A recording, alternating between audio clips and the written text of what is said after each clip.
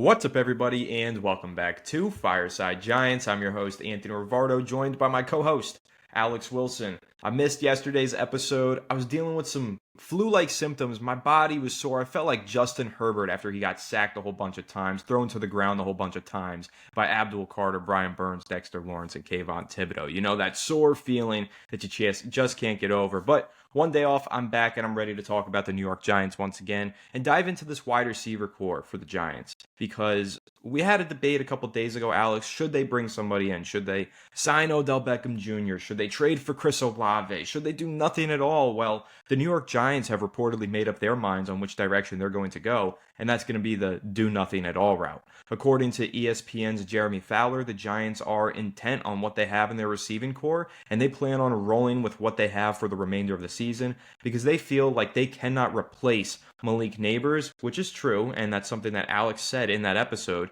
You can't replace Malik Neighbors, but the Giants are kind of thinking of it like, why even try? They're just going to give their guys on the roster an opportunity to compete, and this is obviously a pretty big gamble. So Alex and I are going to go ahead and discuss this. Is this the right idea for the New York Giants? Should they be standing pat with their receiving core, or should they go out there and maybe sign somebody? And in the meantime, who needs to step up the most in this receiving core that the Giants are rolling with? That's what we're going to discuss in today's episode. Before we dive into it, Alex, how are you doing today, my friend? And what are your thoughts on the New York Giants planning to not address the wide receiver position?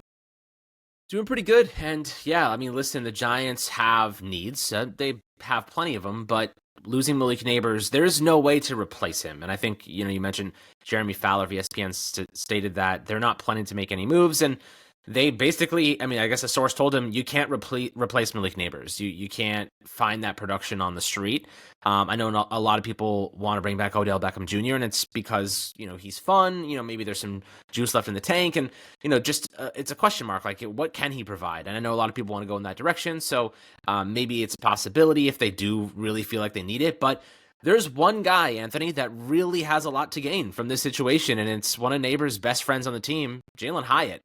Jaylen Hyatt said this week, Neighbor said to me, listen, this is your chance to shine. Like, this is your opportunity, and, he's been waiting patiently for this. A lot of adversity from the Giants, hasn't had many opportunities to play. He played 18 snaps last week, didn't get a target. But, look, Jackson Dart likes to push the ball downfield, and, well, Hyatt's basically only skill set is going downfield and running straight. So this is an opportunity for him to make an impact, an opportunity to revive his career. He's 3 years in now. He has not made an impact since being a rookie. There was hope there, and then it just dissipated, and, he hasn't really been able to take those steps forward. So in my opinion, Jaylen Hyatt's the one that has to gain as much as anybody. We know Wandale will get targets. We know Slayton will get targets. We know Theo Johnson will get targets. But what we don't know is, what is Jaylen Hyatt's role out there? And here's the big thing for me, Anthony. This offense, in my opinion, is going in the direction of being a very run-heavy offense. You saw it last week with Jackson Dart running the football, leaning a lot on Cam Scatterbo, and even Devin Singletary. They're going to be trying to establish the run.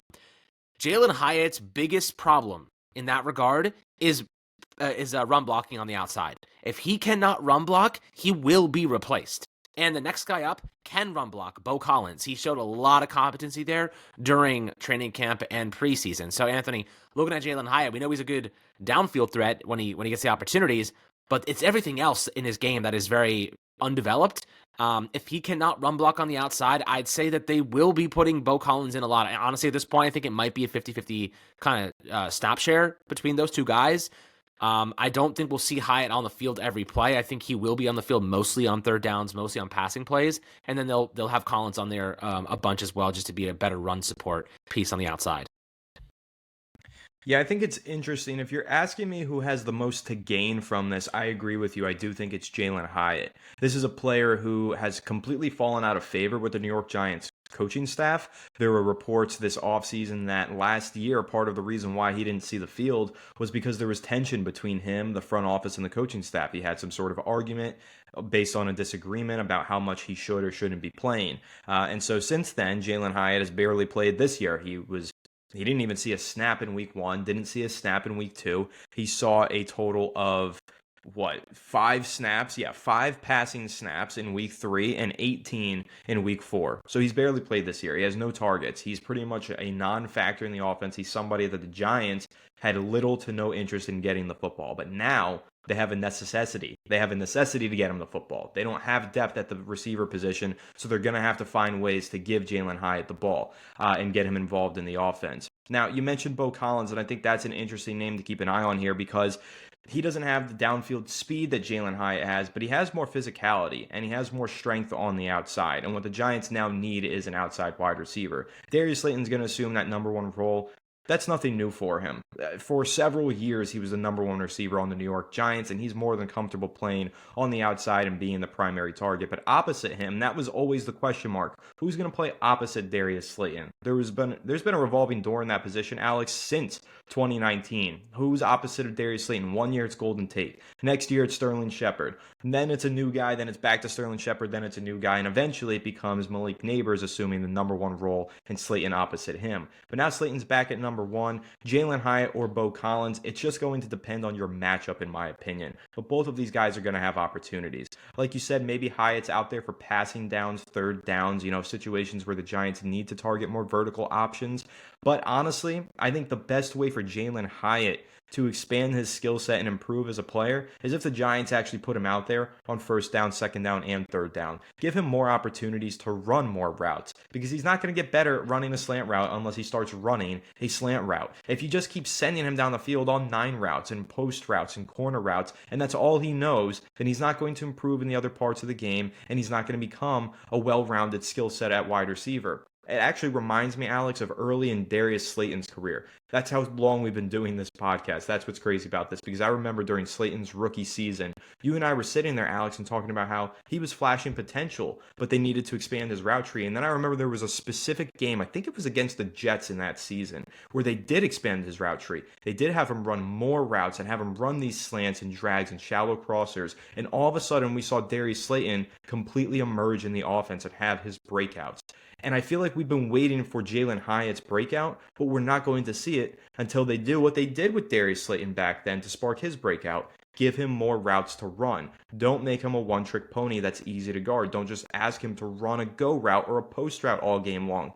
Give him more routes. Put more on his plate and see if he can eat it. That's what they need to do with Jaylen Hyatt, in my opinion. So as we get through the next portion of the schedule, we have an easier game here with the New Orleans Saints, but then after that, it's bleak. I mean, you're facing the Eagles, the Broncos, and the Eagles. That's going to be a really tough stretch here. And the Giants are going to need vertical pass catchers like Jaylen Hyatt on the field in order to stand a chance against those defenses. You have to hit some explosive plays. So we need to see Jaylen Hyatt step up, and this is a massive opportunity for him. But I also, again, back to my other point, I think that the Giants need to try and give him some other routes to run and see if they can work him into the field in the short to intermediate portions of the field in order to spark his breakout. Yeah, I mean, listen, if you're an opposing defense and you're looking at Jaylen Hyatt, you're thinking to yourself, the Giants only use him in one way. What you're not expecting is for them to use him in different ways. So maybe that's in the best interest of Mike Kafka to try and scheme up some plays for Jaylen Hyatt that the defense is not looking for, and maybe allow him to be a bit more proactive. I mean, listen, you're going to try for those explosive plays, but everybody knows, okay, Jaylen Hyatt's on the field. Just cover him deep. Just play off-ball coverage. Let it. And look, if he gets it to completion on a comeback route, that's okay because it's far and few in between. The thing about Jaylen Hyatt, though, Anthony, that really needs to improve is that when he does get those chances, he has to come down with the football. That's kind of what Darius Slayton made his bread on, like coming down with 50-50 balls. And not all the time they were contested catches. He had to be aggressive and high point the football. And Jaylen Hyatt is extremely weak in that regard. He has to be wide open, and even then, he drops the ball half the time. So we need to be able to feel confident that when that opportunity comes, when that ball is there and he has a chance to make a play, he is going to make that play. Like what makes Malik Neighbors so special is his ability to contort his body midair to position himself in an advantageous spot to actually complete that pass. Jaylen Hyatt has failed miserably to achieve something even remotely similar to that. He is horrible in the air. He's horrible at pinpointing passes. He's horrible at actually being aggressive against cornerbacks. He has to be wide open or nothing ever happens. And even then, you're sitting there holding your breath that he actually catches the damn thing. So Jaylen Hyatt's got to play like a man. He has to stop playing kind of like a pansy. Like he plays soft. Right? He plays soft. He has to go up and fight for the football like his career depends on it, because it does. You know what I mean? Just like Brian Dable last week decided, I'm going with my guy. I don't give a shit what anybody else thinks. Jaylen Hyatt needs to treat the football like it's his last opportunity, like his career is on the line. Maybe that will get the most out of him, because mentally he's kind of weak when the ball's in the air and he doesn't go up and aggressively attack it. He lets it come to him. He tries to catch it with his chest. Like he is extremely inconsistent with the way he attacks the football. What do you think about that? Just his mentality, his approach towards being a receiver. He needs to go up there like he wants it. Like that ball is his. Half the time I feel like he doesn't want the football. You know what I mean? He drops it. He doesn't go up aggressively. What do you see when you watch him? And I think that's kind of like a big part of his game that needs to improve. Yeah, number one that needs to improve is the physicality. That's been his biggest flaw dating back to college. I've talked about this before on the show. When you look at what Jaylen Hyatt did in college that made him so successful, he played in the slot. That was what it was. It's because he didn't have physicality. He couldn't line up on the outside. So what the Tennessee offense did was lined him up in the slot or lined him up at the Z or put him in motion to avoid him facing press coverage, to avoid him getting jammed at the line of scrimmage because he wasn't physical enough to fight through the contact. And the New York Giants instead have made him an outside receiver, which has forced him to face more press coverage and contact in his routes. So that's been the issue for Jaylen Hyatt. That's why he's not getting the ball. That's why he hasn't found success early in his career. He's just not physical enough. But he added 20 pounds this offseason. Now, the 20 pounds, in my opinion, probably contributed to him getting injured later on in the summer. When you add all that weight and then you're out there in the hot summer days practicing, you're probably going to cramp up, which he did, and then he missed some practices and some preseason matchups because of that, and that was a really big loss of time for Jaylen Hyatt, and he fell out of favor with the coaching staff again because of that. But now, you've got that added pounds on you, you've got the 20 pounds, you've got the opportunity, do something with it. Show that you didn't just make up this added physicality, right? Let's see it on the football field. Let's see you actually body some cornerbacks. If Jaylen Hyatt can do that, then he can definitely earn the right to stay into the starting lineup for the remainder of the season. So he's got to be more physical, and he definitely needs to expand that route tree, like I said, but part of that is the New York Giants giving him an opportunity to expand that route tree. And to his credit, Alex, in the preseason, there was an opportunity for him to run a 9 route, run that go route down the right sideline, and he curled it back on a really nice comeback route, created a ton of separation, and caught a pass for a first down from Russell Wilson. Russell Wilson was throwing that ball from his own end zone as well. High pressure situation, need to get a completion, and Jaylen Hyatt came up big there. I believe that was the game against the Patriots in the preseason. So maybe not. That was the second game of the preseason. Who was that against? The Jets. It was against the Jets. So we saw Jaylen Hyatt show some progress in that regard. Now it's about putting it together on the regular season field. But before we go into this next topic that I want to discuss here, Alex, and that's who has the most to gain from this. I know we mentioned this is the biggest opportunity for Jaylen Hyatt, but I think Wandale Robinson has the most to gain from a financial, monetary perspective. He's got a lot to gain. So I want to talk about Wandale Robinson and get your take on him. Obviously, that's your guy. You had the bold prediction of 1,000 yards for him. But before we get into Wandale, Alex, just want to give a quick shout out to the sponsor of today's episode, which is Sleeper. Want to win up to 100 times your money on game day? Sleeper is the #1 sports app with real-time scores, lightning-fast news, and daily fantasy picks that take just seconds. Choose more or less on your favorite player's stats, cash in fast, and even chat with friends while you play. Right now on Sleeper, you can get a free $20 entry, no deposit required. Plus, first-time users still also receive a 100% deposit match up to $100. Download Sleeper today and use promo code FIRESIDE for a 100% deposit match up to $100 and a free $20 entry. Thank you to Sleeper for sponsoring this episode. Now, Alex, let's make some picks for tonight's Thursday night football game. This should be a good one.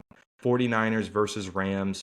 They've got some good lines. They have a boosted line here. Puka Nacua over 98.5 receiving yards, boosted from 1.83 times to 1.97. Listen, Puka has been a monster this year. He's low-key playing at an MVP/Offensive Player of the Year level. I'm going to throw that pick in there. And then what do you think, Alex, about a potential Jake Tongas over 29.5 receiving yards? Tight ends for the 49ers. He's been playing well. Any interest in that pick? I mean, without Kittle and the 49ers receiving core as thin as it is, I think that's a solid pick. Obviously, Puka's an easy one to go with. Very good chance there. He ends up crossing that line. And, I mean, Stafford, the way he's playing right now, he's also possessed. So wouldn't hate throwing some cold, hard-earned cash on him either. Yeah, speaking of which, how about over 1.5 passing touchdowns for our guy Matthew Stafford? Absolutely. Right. I mean, I saw him throw a pass not looking last week. again. So it was a beautiful thread the needle too on a touchdown. I'm going to take him every single week for over 1.5 touchdowns. I'm with you. So we've got Puka Nacua over 98.5 receiving yards, Jake Tongas over 29.5 receiving yards, and Matthew Stafford over 1.5 passing touchdowns. That's a 5.04 times entry. So we're going to go ahead and submit that one, $5 down to win 25, and see if we can go ahead and make some winnings here on Sleeper. So once again, thank you to Sleeper for sponsoring this episode. And guys, use code Fireside when you sign up. Alex, let me hear your takes on Wandale Robinson and what this opportunity means for him. I mean, Wandale Robinson has everything to gain financially from more target share, right? Last week, like I said, the offense seems to be going in a run-heavy direction, controlling the tempo with Dart, him running the football a lot more. I don't think his body can handle it, though. You know what I mean? At some point, he's going to have to start throwing the ball more effectively because he can't keep taking hits like this. Eventually, he's just not going to be able to sustain it. He was limping around last week, and he already has a hamstring kind of bothering him. So I do think that he's going to have to be more effective throwing the ball. The Saints defense is a perfect defense to start attacking with the football in the passing game. So looking at Wandale, he's got to be security blanket. If I'm Wandale, I'm going up to Jackson Dart, I'm like, dude, I'm always open. I'm always open. Get me the football. I will catch it. I will turn it into more yards. I play with my heart on my sleeve. That's the way I'm going to do it. And Wandale has everything to gain. I mean, listen, if he has a good year, cracks 1,000 yards, has 5+ touchdowns, you're talking about a player that could ultimately sign a deal in like the 3-year, honestly, maybe 12 million, 13, 14 million dollar per year range. Like that's where his price tag could end up landing. I wouldn't be surprised at like a 3-year, like $36 million deal for Wandale. Honestly, the same as Darius Slayton. I can see him getting something very similar to Slayton. They're both like good complementary pieces, but not good like focal points of an offense. You know what I mean? So like you kind of have to pay those guys like 12 mil per season to be like guys that can contribute, but they're not going to run your system. You know what I mean? So the upside for him, I think, is like a 3-year, $40 million deal if he really like blows past expectations. But I think he lands probably more in like the 3-year, $36 million deal range, and that assumes he stays healthy and obviously develops some chemistry with Jackson Dart and becomes a really nice like security blanket, but also an explosive playmaker. We saw Wandale shouldn't only be this 4 yards per catch type of receiver. He should be getting the ball downfield. He should be running more intricate routes. He can get open.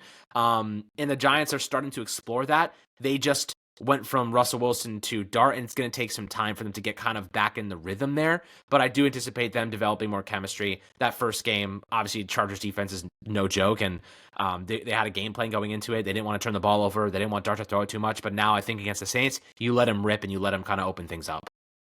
I agree. I do think this is the week where we actually see Jackson Dart take some of those downfield shots. He's got his left tackle in the lineup, Andrew Thomas, who's been playing some great football since he returned. They have a strong running game led by Cam Scadaboo. No, they don't have Malik Neighbors out there, but they are going up against a bad New Orleans Saints defense. This is the time, in my opinion, for Jackson Dart to take some of those deep shots downfield that he was so good at during his time at Ole Miss. He had a great deep passing efficiency rating. In fact, I think he might have had more, I want to say the statistic was that he had more deep receiving yardage or deep passing yardage than any quarterback in college football last year, or at least in the SEC. So I know he led the SEC in passing yardage. So Jackson Dart, man, don't sleep on his ability to target these receivers downfield, including Wandale Robinson, who I think really proved in that week 2 matchup versus the Cowboys. If you give him opportunities downfield, he can haul in those deep passes and make some big time plays. So I think this is a massive opportunity for Wandale Robinson. You kind of laid out some of the contract predictions there.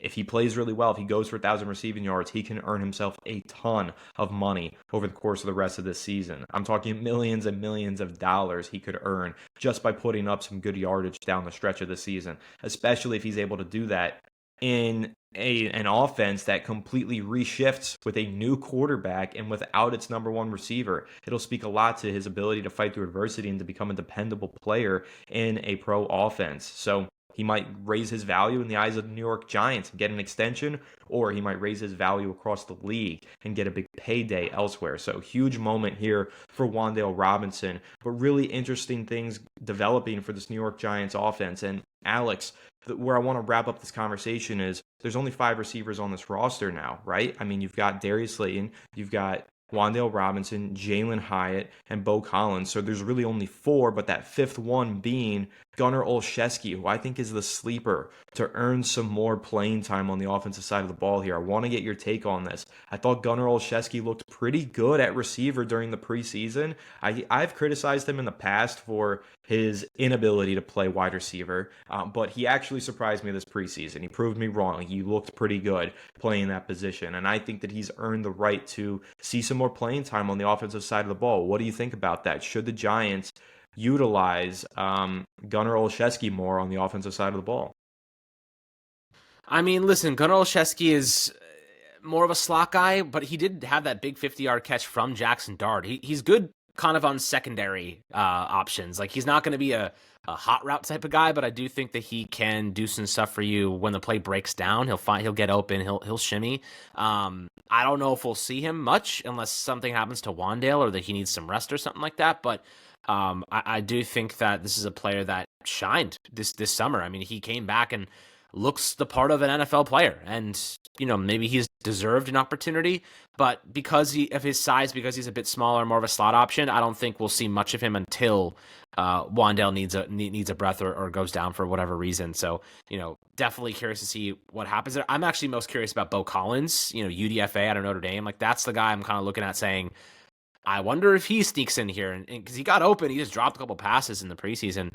I'll tell you what, though, having Bo Collins, Cam Scottaboo, and Jackson Dart out there, three rookies as a part of your kind of core offense is a hell of a gamble, but it is part of the future, part of this bridge that the Giants are putting in place.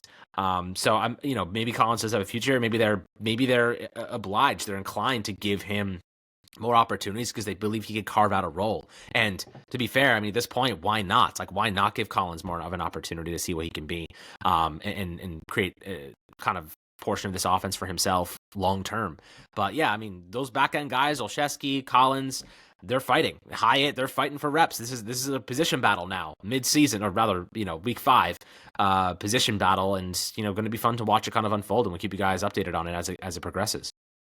For sure. I'm really excited to see how this battle does unfold, and competition, man, that's what brings out the best in these pro football players, and there is a big competition unfolding here for the New York Giants offense. So guys, let us know what you think down below in the comment section. Who needs to step up the most? Who is situated to benefit the most from this opportunity here in the Giants receiving core? And do you think the Giants are making a mistake by not going out there and acquiring a new wide receiver? Personally, I think this is fine. Let's see what you have on your roster first. Don't rush into anything. If the Giants end up with a blowout win against the Saints, but their receivers do absolutely nothing, I bet you they probably will go ahead and dive into the market and find a new receiver to add to the mix. But we'll see how it goes. They got to get 1 week at a time here, and they got to get through the New Orleans Saints on the road first and foremost, which, Alex, I can't believe the Giants are underdogs in that game. I understand they're on the road in New Orleans. It's a rookie quarterback starting. Sure, all those things are true, but the Saints are really freaking bad, man. The Giants just beat the Chargers. The Giants were at least very competitive with the Cowboys. I mean, they were even relatively competitive with the Chiefs. The Saints are just awful. Booty cheeks all across the board. How are the Giants underdogs in that one? I don't know, but best believe I am taking the Giants money line at like plus 100, whatever it is, this week. I feel like that's an easy one for me to throw some money down on. But that's pretty much going to wrap up this episode, guys. Make sure to leave a like if you enjoyed. Subscribe to the channel if you're new. Ring the bell so you don't miss an episode. And comment your thoughts down below in the comment section. If you listen on Apple or Spotify, do make sure to leave us a 5-star review. And go ahead and follow us on all of our social media channels at Fireside Giants. Without further ado, we will catch you all on the next one. Have a good one. And let's go, Cam Scattaboo.